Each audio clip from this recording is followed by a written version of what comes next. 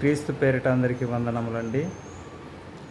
మన క్రైస్తవులకి నేను చేయబోయే విజ్ఞప్తి ఏమిటంటే, ఎక్కడైనా దేవుని సభలు జరిగితే అది సహవాసంతో సంఘంతో సంబంధం లేకుండా, ఎవరు చెబుతున్నా, ఎవరు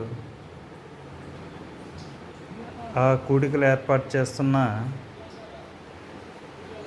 మీరు మొదటగా వెళ్ళడానికి ప్రయత్నం చేయండి. దేవుని మాటలు వినడానికి ప్రయత్నం చేయండి.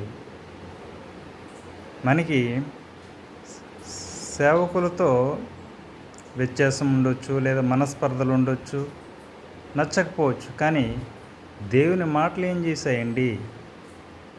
దేవుని మాటలు నచ్చక మనం క్రైస్తవ్యంలో ఉన్నామా? మనకి దేవుని మాటలు కదండి ఇంపార్టెంట్. అవునంటారా కాదంటారా?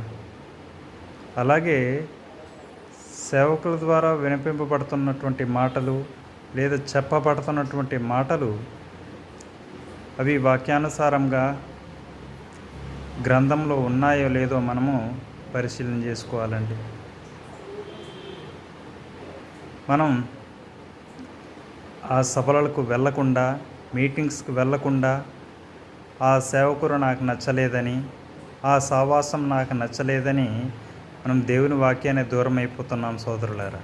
ఈ విషయాన్ని మనం గ్రహించి ఇక నుండైనా మనలో మార్పు రావాలని, మార్పు వస్తుందని, మనమంతా క్రీస్తు రక్తంలో కడగబడిన క్రీస్తు సంఘమై ఉన్నామని మనం తెలుసుకొని అట్టి రీతిగా మన బ్రతుకులను మనం సరిదిద్దుకోగలరని మనవి చేస్తూ మీ చిన్న సహోదరుడు.